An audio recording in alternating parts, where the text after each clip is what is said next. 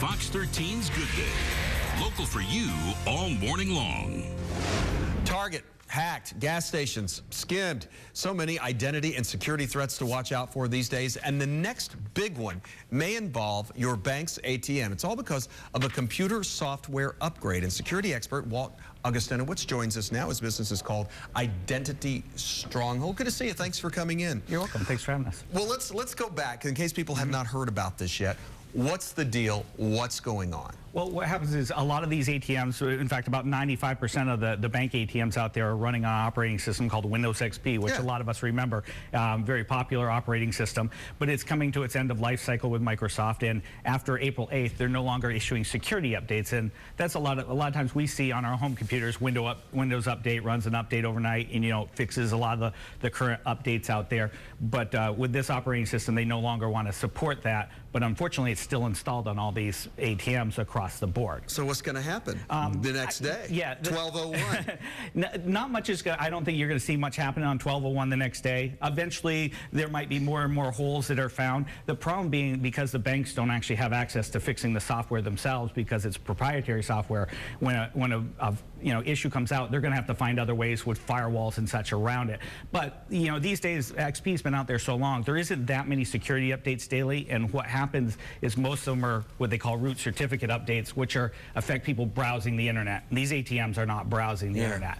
Well, I guess if these banks knew this was going to happen, we've been reporting it's going to happen, isn't it their responsibility to make certain that nothing goes wrong? Yeah, in fact, the liability does fall back on them, and there's these things called PCI specifications that they're supposed to be meeting, and one of the rules in the PCI specs say that you have to use supported hardware and software, but there's mitigation techniques. You can be monitoring your access logs of people, any IP addresses that have accessed that machine, firewalls and such like that. But the interesting thing is that they're looking at spending hundreds of millions of dollars just to stay PCI compliant by extending this support with Microsoft, when in fact they're rolling out billions of these new cards, these EMV cards, that are going to have much bigger implications for consumers because the possibility of electronic pickpocketing with the new cards. Should I be worried about this? The ATM situation, I would not. Consumers, I don't think need to worry too much about it. Banks do need to be focused on it.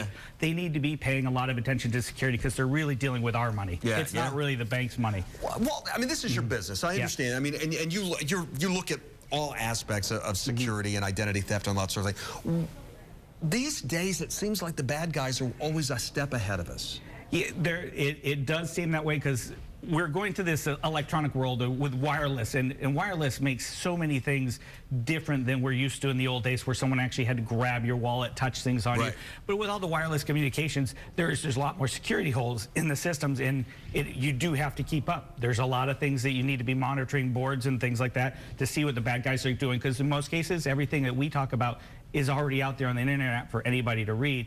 And as long as the banks are paying attention and spending the money in the right places, they can help protect us against this. Will we ever get I mean, this situation is one thing, but just basic credit card theft, identity theft, scamming, hacking, all that sort of thing, will we ever get ahead of it? I think we can get a lot closer than we are today. There's a lot of old technology that we're still using, and unfortunately a lot of the new technology that we could be using, usually the card issuers don't want to do because they feel it might slow down your ability to make a purchase, and they don't want you to think about using anything other than a credit or debit card, so they want to make it easy for you, and by making it easy they give up a lot of security risks. There's a lot of things they do to these cards that they could do better, but they don't want to slow down that transaction for fear you might pull some cash out of your pocket. I'll tell you one thing, many more of these Target things that happened at Target before Christmas, and what Neiman Marcus and others that have happened, I think people will be willing to slow down a little bit when they buy something. Yeah, people are scared. There is a situation. In the past, people used to think, okay, carrying a lot of cash around, people could mug me, that kind of thing. But so few people carry cash these days that that's probably much less of a risk than being, ripped off through other ways, through the credit card and debit card. Who would have thought, huh?